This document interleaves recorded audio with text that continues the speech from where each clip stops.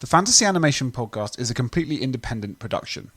It is made by experts in the field. Chris is a lecturer in liberal arts and visual cultures education at King's College London and author of The Computer Animated Film, available in all good bookshops.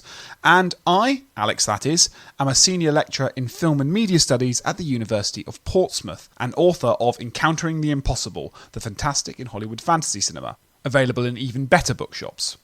We do this podcast to provide audiences with an informative and hopefully entertaining guide through the ways in which you can not only enjoy fantasy and animation, but study it, examine it, explore it, and of course, make it and have a career in it.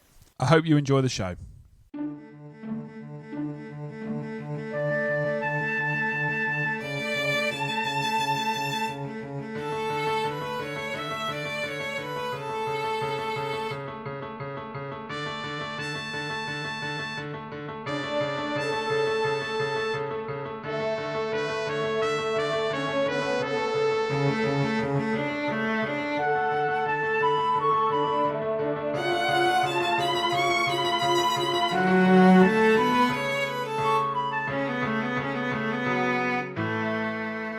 Hello again, listeners, and welcome to another episode of the Fantasy Animation Podcast. I'm Alex Sargent.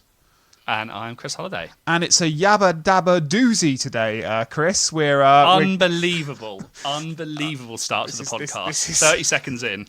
All academic pretension thrown out the window. Hey, we're doing the Flintstones, and I'm very excited about it. I've been wanting to do this for a long time. It feels like a seminal piece of animation television, but also a text rife with fantastical notes that I'm really keen for us to talk about. Listeners may remember we vaguely talked about this back on our 100th episode, where we talked about the 100th episode of the Flintstones, but we have never really got our teeth into this kind of, colossal cultural behemoth of a thing, so it's fun to do that today. Chris, any immediate thoughts on why it's exciting to be talking about the Flintstones? Well, it's always exciting to be talking about the Flintstones, I guess, and I'd sort of, this is, again, as you said, one of the ones that we could have done sooner. I'm pleased that we finally got a chance to do it. I've got notes on kind of sound. I think kind of sound design and voice work are really interesting in the Flintstones. Also serial narratives. Flintstones is often something that I've put into stuff that I'm writing in like a sentence about, and then the Flintstones is really important. And actually it'd be really good to sort of unpack that with a little bit more sort of scope. Stuff on sound, stuff on serial narratives, and I guess we will use and mine our special guest's mind, who is definitely more informed than we are on this topic. That's for sure. Speaking of special guests, we are very delighted to be joined today by Dr. Jared Bahir Browsh, who is an assistant teaching professor in critical sports studies at the University of Colorado Boulder. His teaching title might suggest the astonishing sort of range of work that Jared has done in their career. They specialise in issues connecting to political economies of the media, but they also examine issues of representation connecting to ownership and policy in popular culture. And this means that Jared has a number of publications, including Hanna-Barbera, A History, published by McFarlane Press in 2021, but has also written lots of stuff on animation, sport and globalization more broadly in a variety of academic books and peer-reviewed articles. So first of all, Jared, thanks so much for coming on the podcast.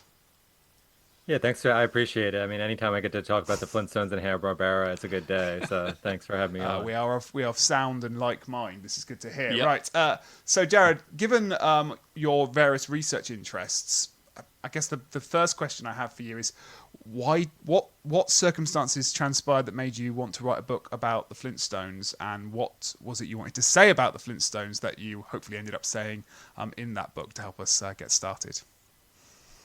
So, as a PhD student, I knew I wanted to research animation, especially the economics of it and how it reflects our larger society. And honestly, I got tired of reading about Disney, and I knew kind of the impact Hanna-Barbera had made on my childhood, and the influence and the massive amount of hours people had watched their shows on Saturday morning in the US and around the world. And so I felt like it was an overlooked company, and particularly the Flintstones. I mean, as The Simpsons enters what seems like its 150th season, we still see that influence today. But we kind of overlook that impact and really kind of the conventions it led to in adult television animation. I suppose just jumping off of that, actually, the idea of the adult. I think the Flintstones, certainly looking at your book on Hanna-Barbera, and the introduction kind of takes us through this forgotten status, or not forgotten status, but maybe underrepresented critically in terms of Hanna-Barbera, their status within sort of critical discourse. And it's interesting that one of the first things that you talk about is that kind of taking, I think the heading is like taking a back seat in terms of sort of Disney, but it seems like the Flintstones marks this convergence of lots of different kind of threads. If you read about it through your work and people that have written on sort of primetime television animation and sort of one of the first, or the importance of the Flintstones in shaping this notion of a sitcom, the fact that it's this early example of quote unquote adult animation, which is itself quite a fuzzy kind of category. So it seems like the Flintstones is this really important. So I guess my follow-up question is, are we saying that it's one of the first examples of this kind of program that has subsequently influenced quite a broad range of American, well, I suppose not just American, but beyond, that notion of an animated, so it is both one of the first or one of the most important adult animations, but it also set the template for kind of what we might understand as an animated sitcom as well. Exactly. And I mean we had adult animation before the Flintstones and the Looney Tunes, and many of those theatrical films focused on general audiences. And Yeah. I mean, if you watch some of those Looney Tunes, it is adult. I mean, the themes, but what the Flintstones did is brought those conventions to television while placing it in the structure of a sitcom, but also bringing that um, role of fantasy and role of kind of still rooting it in reality, but bringing kind of 20th century conventions into the prehistoric while also bringing kind of the sitcom convention into animation. I mean, Jackie Gleason had considered Mm. suing because and that's as we get into some of the, especially the early episodes in the first two seasons, they're directly from Honeymooner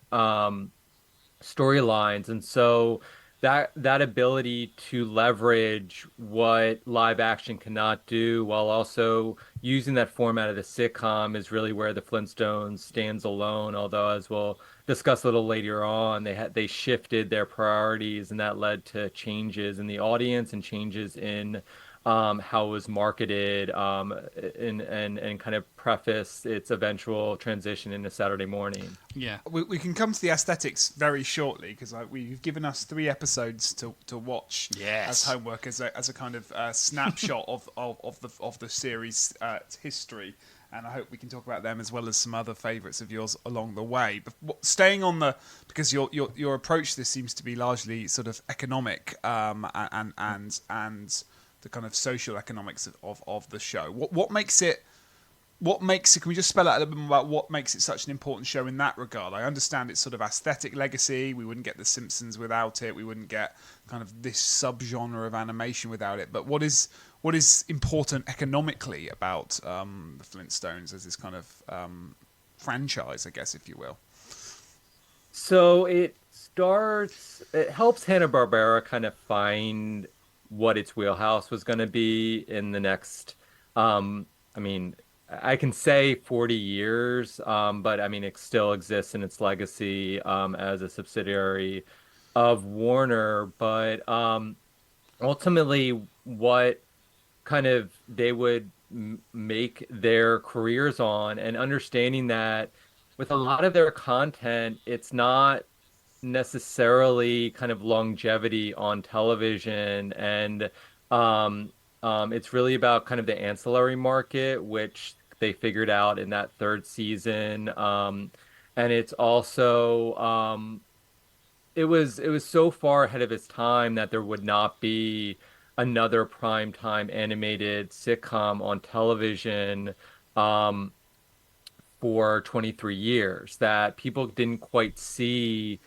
the economic value of it and didn't see that kind of with animation then becoming so associated with childhood because of the toys, because of the cereals, because of all the merchandising, people didn't think of adults buying the same stuff until another several decades later. And so I think it revealed the economic realities of animated television and um, it also led them to really focus their energies on Saturday morning because it gave them more leeway, but it also costs significantly less to produce those shows for the child audience. And when you look at all their shows, most of them only were in production for a season or two and just were rerun for 20, 30 years, which is why so many people Mm. remember the storylines, whereas the Flintstones has 6 seasons. And so that led to kind of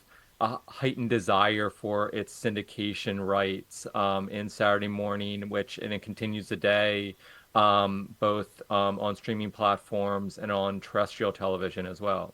So let's dive into the show itself. As I say, we've got 3 episodes that we'll try and sort of use as kind of skimming stones over the river of the entire series. And nicely, to start us off, you've given us the pilot to watch, or I don't know if it was commissioned as a pilot, but certainly the first ever. So it No, wasn't. So there's actually a separate pilot that's a few minutes long. That's what they used to sell the right, networks. And then it was not seen by the public until the 90s when it was played on Cartoon Network. really? And that was when it was yeah, and that's when there were the Okay, Flagstones. And then they changed the name because another property, High and Lois, had Flagstones on the show, and so they transitioned the name. And so there's a pilot, and then this is the first episode that I'd fine. Okay, so recommended. this is the first episode aired of the Yep. show. I normally make guests do the synopsis, but I feel I won't do that, given that you've curated an entire playlist for us. I guess the brief synopsis then is that we have a kind of classic sitcom, certainly classic '60s sitcom kind of hijinks. I don't know if this is taken from The Honeymooners or not, but it's Fred and Barney want to go bowling. Their wives want to take them to the opera because that's what wives like, Unbelievable. and they concoct a plan where Fred kind of feigns illness so that they don't have to go to the opera and they can go bowling and participate in their tournament. And it all ends up in mirth and merriment and strange gadgets. It's an interesting episode. I found tonally. I think we can use this as a setup to talk about kind of early Flintstones and why it might differ from what people are, if people are particularly thinking of that Flintstones episode that they've got in their head and they're thinking about nostalgically. This isn't necessarily it. One thing, we don't have the iconic theme tune. We have a kind of version of it, but we don't get the kind of the drive through with the ribs that comes later. It's also quite episodic. I recognised, and there's like the first 5-10 minutes also almost runs like a kind of Roadrunner cartoon where Fred and Barney are running around the garden, and Barney's invented some. We've basically invented a helicopter, but we'll breeze over that. It's very domestic based. The wives are barely featured. It's mainly about these kind of two best friends. So yeah, it's sort of Flintstones as you know them, but not quite as you know them, was sort of my take on it. Why, Jared, is this what is it particularly about the pilot that it sets up for kind of for the first couple of seasons that is worth us thinking about? So I picked this episode because you can see them trying to find their footing as a show. And I think, I mean, mentioning um, some of those Warner examples is important because Michael Maltese wrote the episode along with Joseph Barbera, and it's one of the few episodes Barbera actually writes that ended up Warren Foster, another Warner Brothers expat, eventually came over to Hanna-Barbera, and he kind of is seen as the soul. And his first episode would be the second episode, and he's seen as kind of the soul. And then him, Maltese, and Arthur Phillips become kind of the writing trio that create the adult version. And it's interesting that I feel those episodes are the best, but as you mentioned, it's not what people remember. It's really that third season where people remember the kind of the family dynamic and remember the theme song and things like that. But that first episode, you see, it is a honeymooners plot, but it does add in elements that the honeymooners could never do, like the flying machine, along with kind of like the in the episode, the way he breaks the 7-10 split is literally the ball breaking in half and splitting, but the bowling aspect, the kind of the friend hijinks, literally the two play needing to be in two places at one time is not only a honeymooners plot, but becomes a plot in other episodes as well. And so you start seeing some setups, but you also still see kind of them relying on that classic show for those storylines. And so it's not quite the show we know, but there's still familiar elements that make it significant and popular. And I mean, the first episode, the numbers weren't great originally. It was about 7 million, which would be great now with the Yeah. fragmented audience. But considering some of the later episodes are well in the 10, 15 millions. But you start seeing that growing audience by the next week. It's up to 8.25 million. And so it starts getting that groundswell because people appreciate the humor and the willingness of ABC to take a chance on the show because they're so desperate for content in some way to emerge out of kind of the shadow of the big two, which almost immediately rejected the show.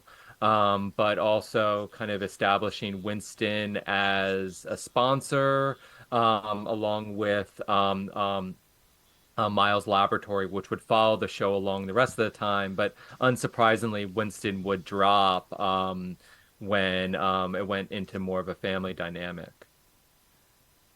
I had a question just very briefly before. I mean, I was so excited to when I was watching the episode. There were so many kind of different frameworks that I was trying to place the program in, and so I'm excited to unpack all of those. But I genuinely had a question about. I was reading about the Winston cigarettes and how the characters were used in these adverts. It was making me think of a lot of recent work in animation about kind of animated advertising and kind of useful animation. And I was kind of half expecting to see. So were these adverts sort of tacked on the end of episodes? Were they just dotted around? Were they not connected to the episodes at all, and they just appeared? You know, these Flintstones characters selling and talking about cigarettes, or were these? Because I didn't really know this history, and so I was just wondering where.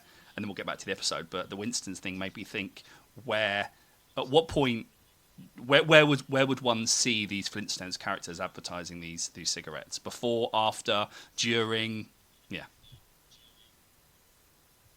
So it would be during the show. I mean, it was mimicking the commercials you would see. I mean, you would have single sponsor shows and these shows. I mean, obviously we went into having more kind of traditional interstitial commercials to kind of remove and separate the advertisers from the program.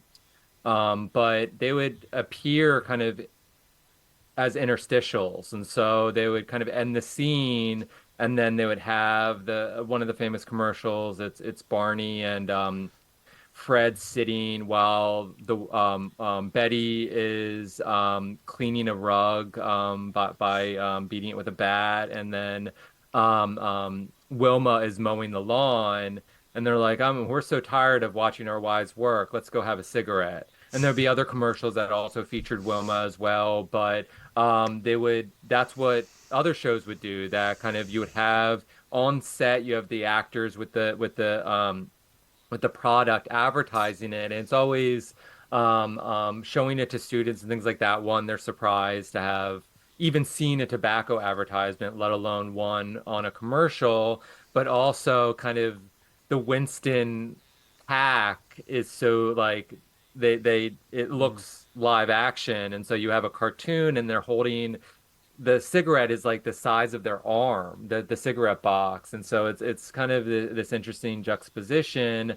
But it looked very similar to a live action advert that you would see during a traditional sitcom of that era. Yeah. Well, no, I was going to try and unpack. I was trying to. I guess I'm really just still obsessed with this helicopter, and just because to clarify for listeners who haven't watched this episode, if they have, go and watch it. So it's a sort of plot point at the beginning of the episode. It's the sort of first, I don't know, act, if not half of the episode. Barney builds this kind of rudimentary flying device, and they use it later to kind of get to the bowling alley on time and get back, things like that. Just so people don't think I've gone completely mad. But I guess what I'm interested in is there's this whole thing in the Flintstones. I guess there are two narratives about the Flintstones people might often cite that I'm trying to reconcile before we even get going here. Maybe it's not something we can reconcile, and that's the approach it takes to kind of technology. And I guess on the one hand, we could say that despite the fact that this is a cartoon set in prehistoric America, it's really a show set in the sort of late 50s, early 60s. It's basically the honeymooners, and it's using animation to have fun with the setting, but really it's just a sort of sitcom dressed up in these other clothes, and we could go down a rabbit hole that I'm very happy for us to go down around the way it kind of uses its therefore kind of fantastical animated structure kind of to spectacularize everyday life, right? It's got the dishwasher that's actually some sort of animal, and actually what that really does is make us marvel at the kind of power of the dishwasher, and same with the vacuum cleaner and things like that. So on one hand, technology is the show's about just everyday technology.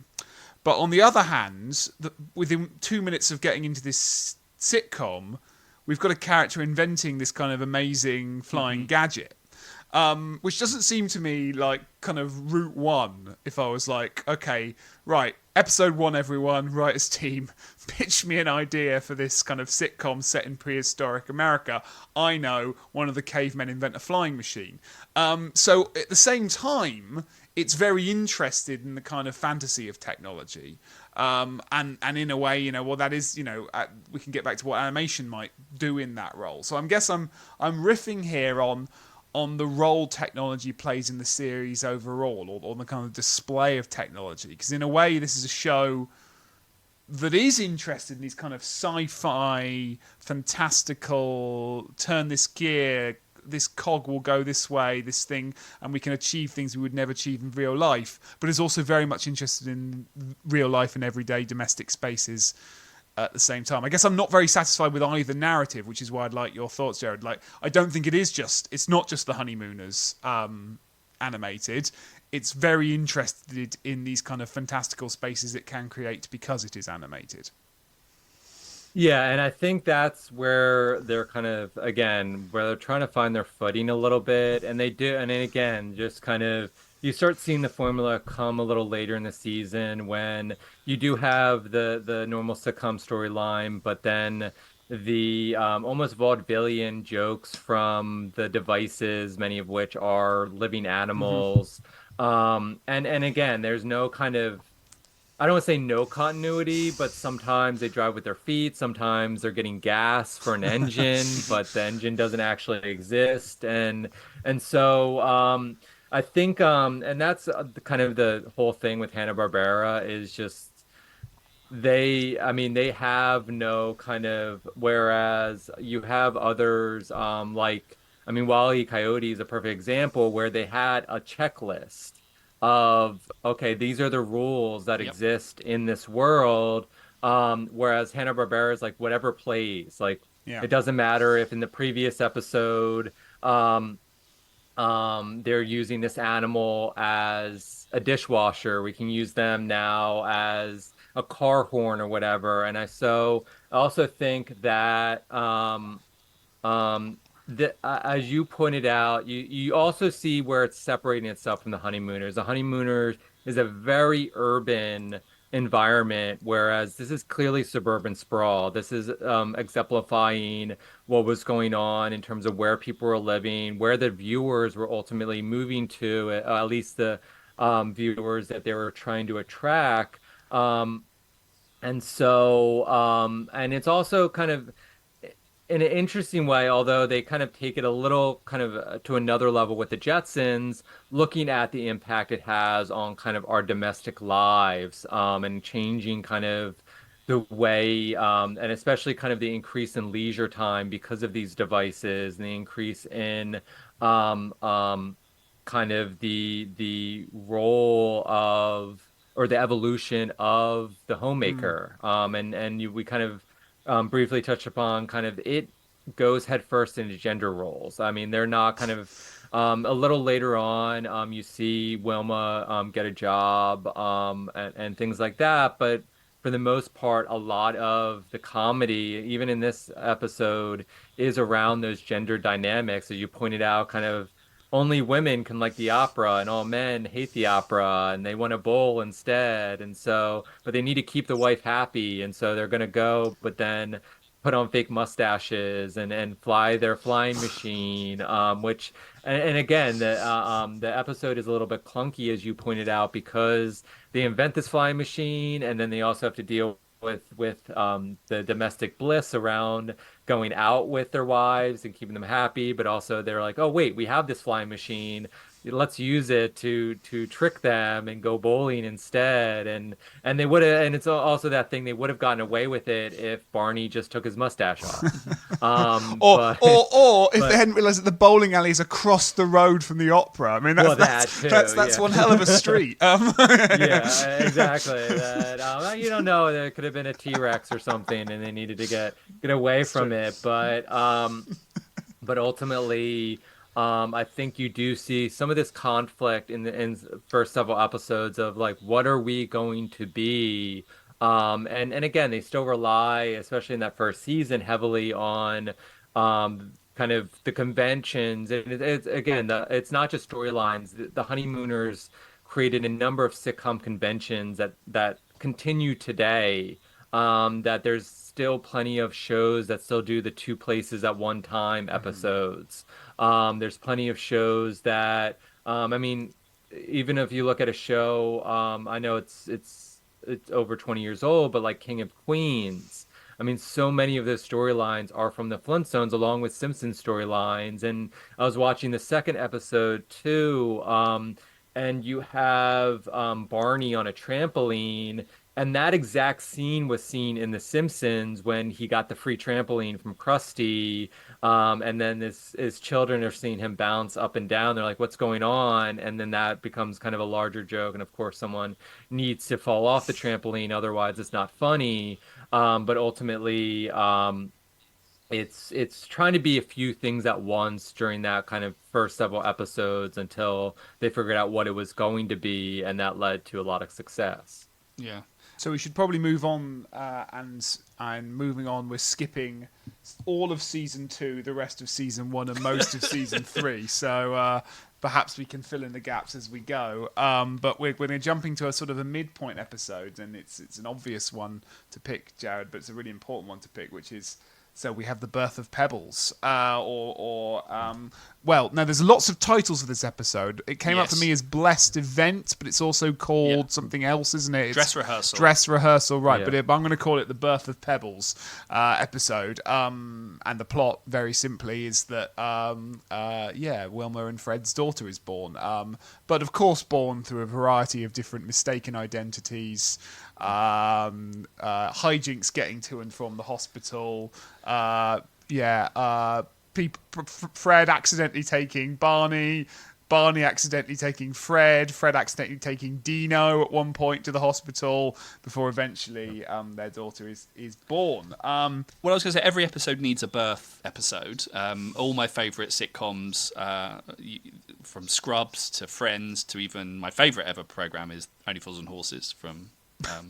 It's a very UK centric reference. Yeah, very very famously, a lot of writers in the UK context have said, well, we now cannot write a birth scene because this program kind of did the quintessential birth scene for kind of UK audiences. But there's always this kind of scene.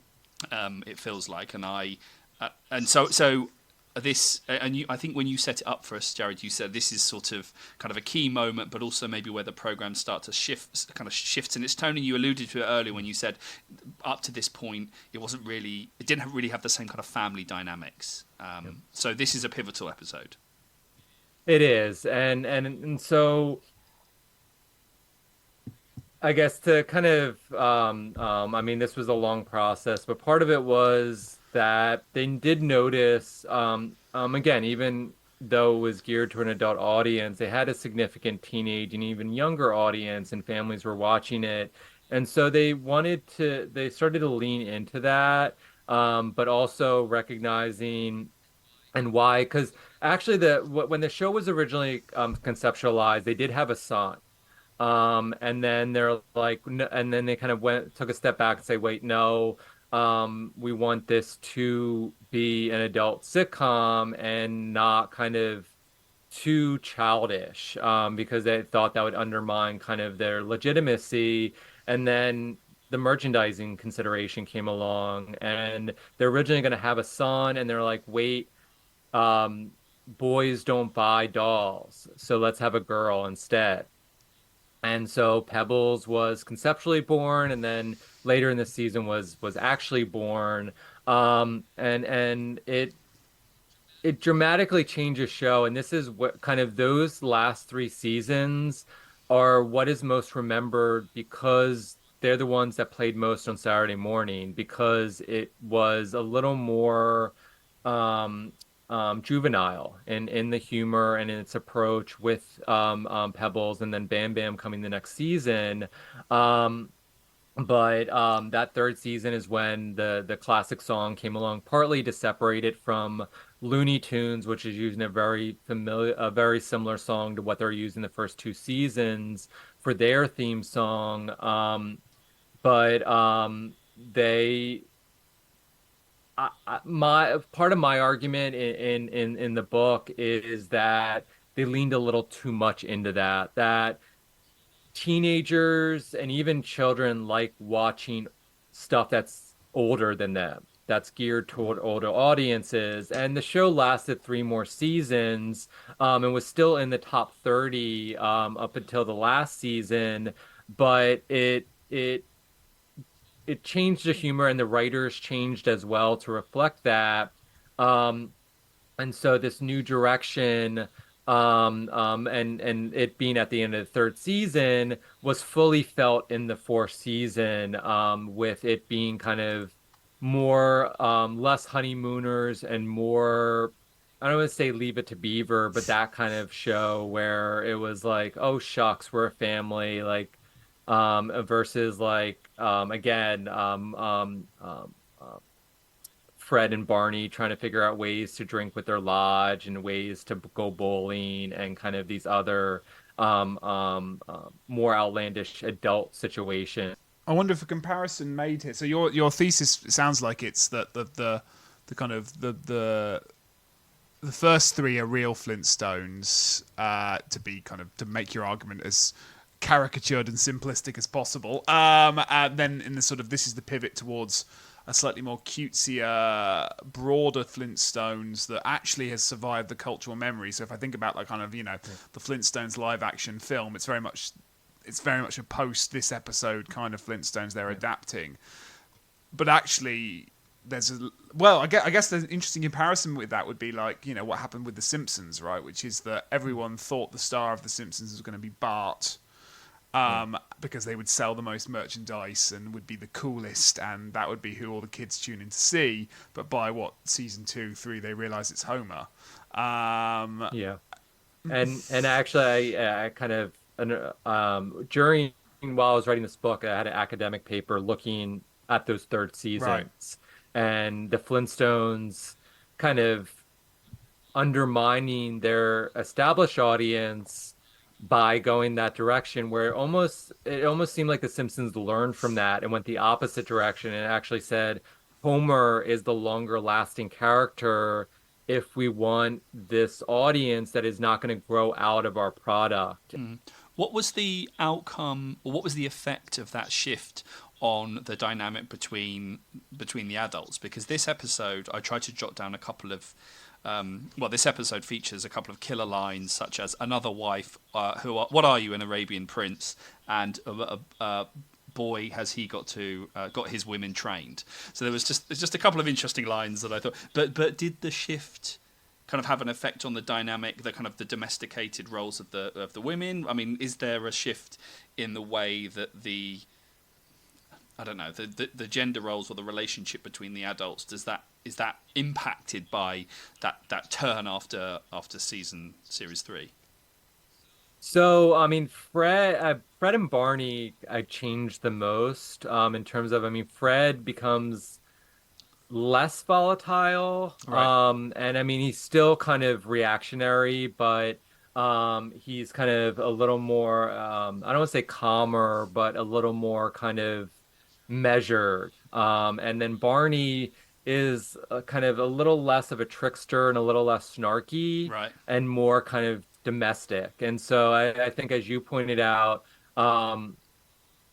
it becomes kind of a softer dynamic between all of them. And it's still kind of as we again still see in many sitcoms, the smart wife who is the one who's kind of in control, and kind of the husband trying to get away with things, and trying to kind of get what he wants, often by lying or often kind of doing things behind the scenes. But there's more kind of family storylines as well, in terms of we're taking Pebbles to the park, or Yeah. we're part of we're engaging with what was the Boy Scouts, the prehistoric version of the Boy Scouts and things like that, which was interesting because they had nations that they're Yeah. prehistoric, but there's a contingency from Mexico. Sure. And it's like, well, let's skip over colonization, and then just again, these nations must have always existed. Yeah. But it does take a softer tone, and I think that leads to many adults saying, "I'm going to watch something that more speaks to my kind of comedic sensibilities," and younger audiences continue to watch. But again, a lot of those cultural memories are the fact that it was replayed on Saturday morning, over and over and over again, on every network, for several decades. Just before we get to the final episode that you've selected, I was also interested in actually what had stayed the same between the first episode that you asked us to watch and then this one, sort of at roughly the midpoint. So the design, I mean, the kind of design of the characters, I'd noted down, again, some of the aesthetic frameworks that you could place the program in. So we've talked about this on the podcast before. Dan Bashara's work on kind of UPA. And that sort of modernist style, the suggestion of there's enough in the background without kind of hyper-realist detail to give the suggestion of sort of setting and landscape and so forth. And then actually something that we've definitely talked about is kind of Chris Pallant's work on the composition, what he calls the compositional looseness of Disney films of this period, particularly 101 Dalmatians, which is right at the start of when this program, so that's 61, so only a year after the Flintstones. And he's talking specifically about the impact of that Xerox technology on the look of Disney films in this particular period. And he talks about colour not quite reaching the edge. So there are these quite definitive black outlines, but the actual colour themselves doesn't quite reach the edge, or in some cases spills over the edge. And I kind of saw both sort of in play a little bit throughout, especially I think the design of the backdrops, so and the sort of stone walls. And I think there's a bit at some point, I think it's when Fred goes into the hospital bed to kind of see Wilma, and there are colours that just seem to extend beyond the actual objects that are being represented. So I thought that was really interesting, that there's a sort of consistency, and I quite like mapping, because with Tom and Jerry and The Simpsons, there are certain seasons that you like, that looks like season 3, 4 of The Simpsons. Yeah. That's the 8th. That's clearly that. And same with Tom and Jerry, the way that kind of, depending on who was sort of directing, the Chuck Jones films are very different to the kind of Gene Deitch films and so forth. So yeah. that I thought was interesting, that consistency. Maybe less so in the final episode. I thought there was a little bit more refinement, but that certainly felt like it was kind of staying the same. And also the opening of this dress rehearsal episode, the Blessed Event episode, you get the familiar opening, and I've written definitely inspired. He's more like Homer Simpson, but also the range of characters, because the opening, if I remember, takes place in a gym. The opening kind of takes place in a gym, and you have lots and lots of different characters. And it starts to kind of flesh out the other inhabitants of the world. And also, this was, having done a bit of Googling to make myself look like I know what I'm talking about, this is the last of a 4-episode story arc relating to the birth of Pebbles. So this is a really interesting. There are these overarching stories that seem to extend across multiple episodes. But I thought that was, I thought it was a really interesting episode. I thought Barney assuming the role of Wilma was. I mean, there's lots to say about gender, which we haven't got time to say. But I like the. I'm trying to act like Wilma. Okay. So we could do a bit of hey, all renditions of gender in animation are performative, but we haven't got time to do that. But I thought it was a kind of pivot point. I could definitely see what this was doing, especially in relation to the last episode, where I think in the email that certainly Alex sent me about what we were doing, he was like, "This is jumping the shark moment." Yeah, and I think, I mean, the art is extremely important. That, as you pointed out, very kind of the artistic kind of 60s sensibility, as you pointed out with UA, and but and also I think it's important kind of in the larger scheme, and this is where kind of the influence comes in with like shows like South Park, where the realization where like you don't need to be Disney to tell a story. No. You don't need that kind of, and again, I think also pointing out kind of some of the compromises Disney was making in the 60s is reflected and I mean 101 Dalmatians is obviously many people love that movie, but you see some of those artistic compromises creeping in to movies like that. But with a show like the Flintstones, it's a realization that people aren't gonna watch it week to week, and this is with Hanna-Barbera's entire catalog for the artistry. They're watching for the comedy, and it's really kind of just a vehicle for the comedy. And then the South Park guys figure that out even harder, being like, we're going to cut out circles, and it's going to be kind of the idea that it's third graders saying this stuff. And then they kind of have founded multiple footings throughout the year to kind of have the show remain irreverent, but focus kind of differently politically. But as you pointed out again, that last episode is also kind of where we start seeing the Saturday morning kind of version of not only the Flintstones but kind of their entire catalog, which a couple years later, what many consider their kind of most popular character would debut in Scooby-Doo. But it's significant that the creators of Scooby-Doo would form their own studio and create their other kind of iconic characters within that. But I think this third season, and this is kind of also that artistry as well. We're also seeing, along with kind of the Honeymooners influence, the Warner Brothers influence, with the amount of expats from Warner Brothers who is cutting their staff and cutting their production, made their way, and Hanna-Barbera's like, come along, like we'd love to have you. And you see a lot of the same artistry in the Wile E. Coyote with the kind of the Western background as you would see in the Flintstones, along with the writers coming along as well. And then in this transitionary period, you have what is more kind of family sitcom writers join the staff and be part of that transition. And so animation is a very insular world. Yeah. And so, and you see the influences transition from one company to another. And I mean, again, as you pointed out with Tom and Jerry, we see that the later versions of when Hanna-Barbera were not involved in Tom and Jerry look very different, but be very similar to Warner Brothers at that time. And then there are kind of parallels to the artistry that ended up there, because they're all bouncing around companies trying to find a stable home. Because as you pointed out too, Disney was struggling to really find a regular footing because they no longer had shorts. And Yeah. so you would have the people working on the full length films, but there's people that wanted to work on short comedic films and had made their careers on those types of content. And the only people that are really doing that content were Hanna-Barbera and then Filmation and the other TV animation companies that would eventually come along, including Ruby Spears. Um, and so that artistry thing, I think, is really important to recognize in this era of animation.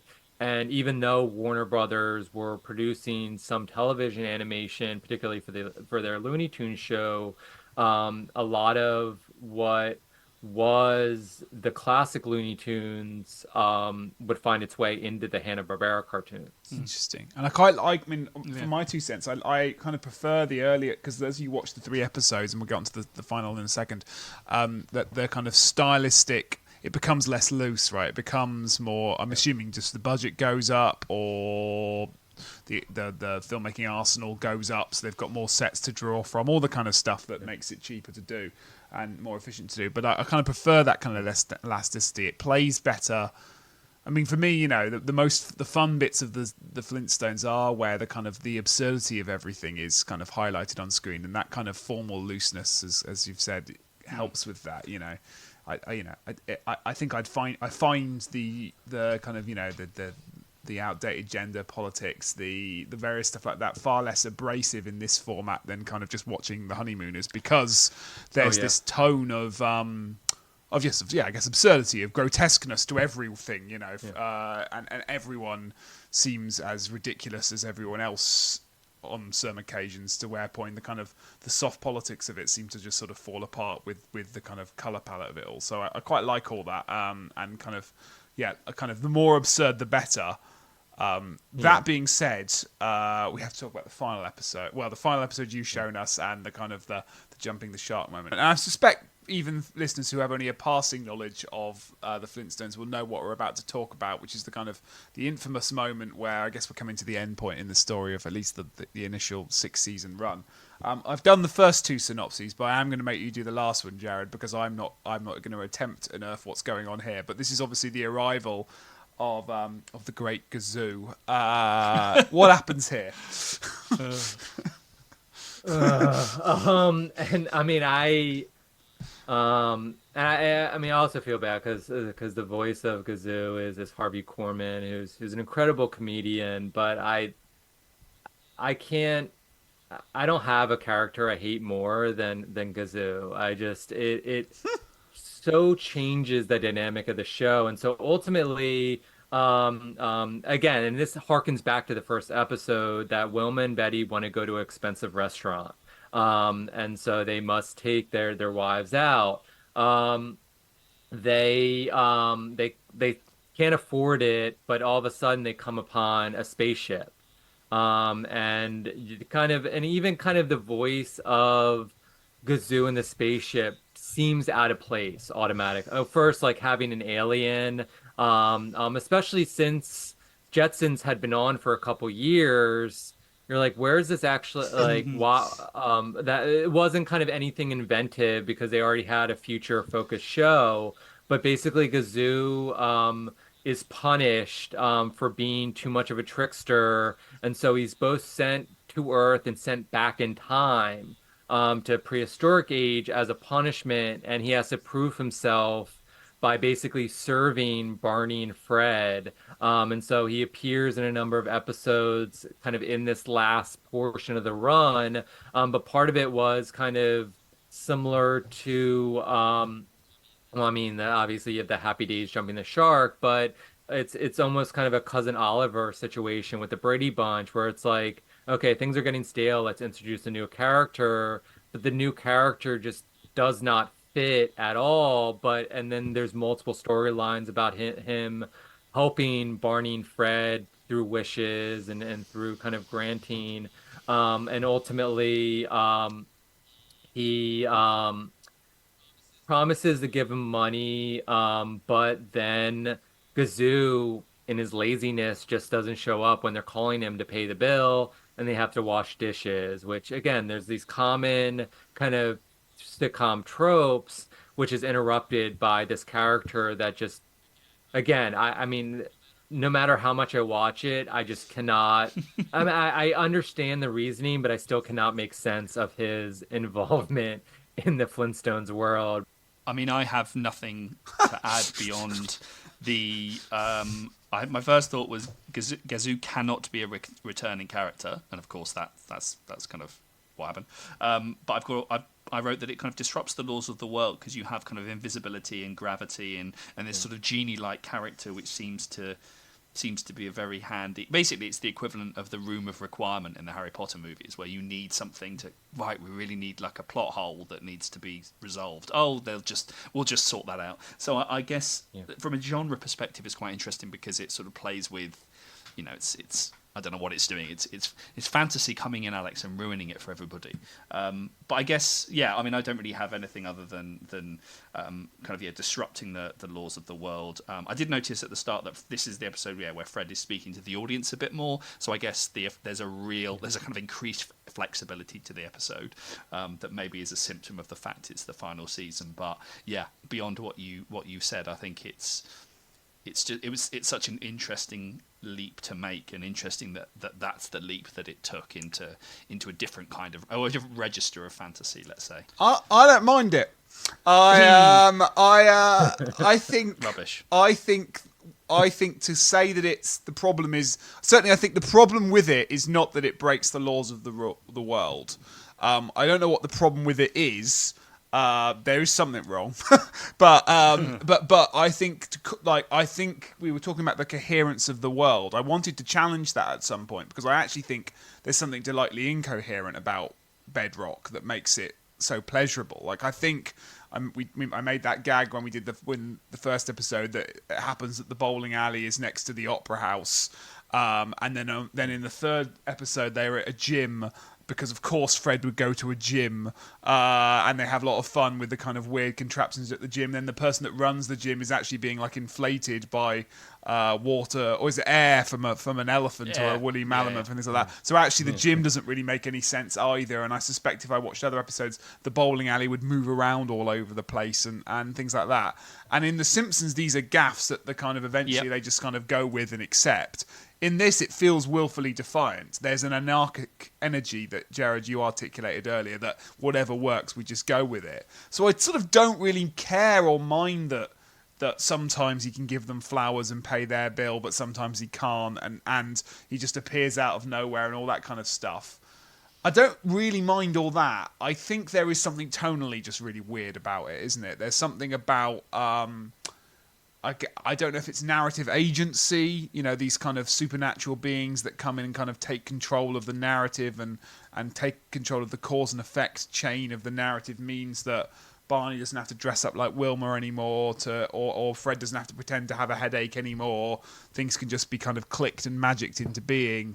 And I think the voice performance, and it is kind of it's full on and it's fun in its own terms, but it doesn't seem to fit with the kind of more gravelly, pun intended, kind of register of the rest of the characters. So I have a tonal problem with Gazoo, but as the resident fantasist, there's nothing wrong with the fantasy of it. It makes sense within a world that deliberately doesn't make any sense. In a world where we have French waiters and Mexican delegates in a prehistoric, nationless world, we may as well have a space alien. That's the least of the problem we've got. And I mean, I think that's fair. I mean, I don't think like the idea was like automatically set to fail. The issue, I mean, I think the voice thing is significant. Again, I think Corman is a fantastic comedic actor on Carol Burnett and a number of other shows, but he even admits, he's like, I'm in this room with all these incredible voice actors and I'm kind of just there. And like he admits it in later interviews. He's just like, I did what I thought like a weird green alien would sound like, and it doesn't quite fit with the rest of the voice cast. But I mean, I think part of it is too that it is this, and they already kind of were going down that road in the again with the introduction of Pebbles, especially in the fifth season, that kind of it really went that childish kind of direction. And so he does fit with other Hanna-Barbera productions, but so many people saw Flintstones as Mm. separate from their kind of Saturday morning output, whereas Gazoo represents that Saturday morning output. And so people felt like those kind of child shows had fully invaded the Flintstones, that it already started with Pebbles, then was increased with Bam Bam, and was increased with the storylines in Uh-huh. the fifth and sixth seasons. And so, I mean, I think another issue is, um, I mean, I think he's incredibly unlikable, and not just in like in contra, like not just kind of in kind of his kind of interactions with and he's purposefully supposed to be kind of um um um not likable, but like it goes beyond kind of just being like he's disruptive to, oh God, like are they going to call on him again? And especially since he doesn't appear in every episode when he after he debuts, you're just like, is this storyline going to be them calling on Gazoo and then kind of going in a different, kind of a totally different direction? Um, and I mean, it wasn't, and this is not just like retroactively, he was disliked then. I mean, NBC refused to play his episodes when they got the original syndication rights in 1967. And they're just like, we don't like, we're not going to play those episodes because people don't like, we don't want to remember like Gazoo existing. And then he would appear in the cereal commercials when Pebbles Serial debuted in 1971. He was a character with the vitamins that debuted in 68, which is significant as well. Those are part of people's memories of the Flintstones, and they became products after the show was off the was ended its original production run. And so but his appearance in those commercials shows what was the mindset of introducing him. But for me, kind of as someone who so holds so dearly those first Mm. two seasons and even third and fourth seasons, that was kind of the punch in the face, being like, this is not the Mhm. show that you fell in love with anymore. And here's this giant-headed green reminder of that show that you used to love. Okay, so that's enough Gazoo bashing, but worth doing it. Okay, so it sounds like we're at the end of our story in terms of the show. So it sounds like we've kind of dealt with it, but it ends on prime time first run, but it survives in syndication. I mean, I suspect to this day, it's been a while since I've checked out Cartoon Network, but last time I did, these sort of things still popped up here and there, right? And of course, all the other kind of franchise efforts that we've alluded to. I'm sure we could name many more besides. Is there anything we need to cover about the Flintstones? Any final notes that we've got before we talk about Jared's other work, Chris? No, well, I only have one from that middle episode, which I forgot to mention, which was the presence of the two the two caricatures at the hospital. Who a bit of googling tells me is Vince Edwards and Sam Jaff from a medical drama, and it reminded me of the writing that's kind of been done about Warner Brothers and basically a lot of non-Disney studios that lean into caricature, and there's a particular kind of culture of caricature. So I thought that was just a really interesting moment, that there's a sort of an intertextual reference outwards to the current current state of American television. That's interesting. Did the Flintstones do like guest stars much? Is that okay? Yes, a Right. Okay. lot. Yeah, and they all had funny, punny Right. names. But they use the voices, and an episode that follows the Gazoo episode features a live band playing. And again, they have it's as I do a quick search of the actual band that appears, um, but um, they would bring in these, and really The Simpsons does a ton of that, of bringing the actual voices of the guest, that, and sometimes they do it where it's not the guest and they're kind of making fun of the person, but that use of kind of the current Hollywood and bringing in characters and bringing in actual actors as a draw to that episode, this person's going to appear or their voice is going to appear, is significant. A part of what makes the Flintstones kind of that popular is that it was speaking to contemporary culture, through the celebrities they brought in, and so that was pretty common throughout the series, and appeared fairly early on, and even kind of they had an episode where Samantha from Uh-huh. Bewitch appears, which is significant too because they animated the opening theme for Bewitched. Similar, and that's how they got into television by animating I Love Lucy and their opening theme. And so I think their kind of relationships to television is something they jumped right into.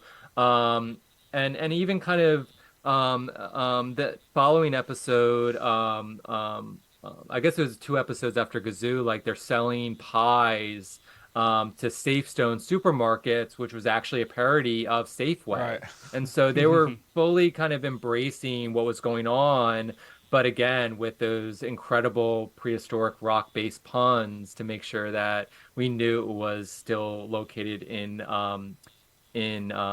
Bedrock or one Yeah. of the towns surrounding it, because actually Barney's not even from Bedrock. He's Yeah. from the neighboring town. I always like to try and Great. prize animation away from Chris's lot. So it's you could almost do a whole version of this where you don't mention its place within animation history, but you talk about its place within these, Bewitched, I Dream of Jeannie, The Addams Family, these kind of 50s, 60s domestic sitcoms using fantasy and horror and sci-fi tropes to say something about the kind of emergence of the suburban middle class family, and this one fits right within it. So it's interesting that it's even got, the two mains from Bewitched turning up in it. Yeah, fascinating, Yeah. fascinating. Yeah, okay, right. So I guess that's the Flintstones done. It's so not the Flintstones done, but it was really nice to talk through it and give it some time. Jared, thanks so much for doing that with us. So yes, you've got a book about Hanna-Barbera more broadly. Talk us through, and you've got some other projects on the way. Talk listeners through what else would be in the book if they were interested in purchasing it, which is available now, and then what else you've got coming up in your kind of wider academics field, because I know you've got a kind of broader field of interest than just animation history and its economics.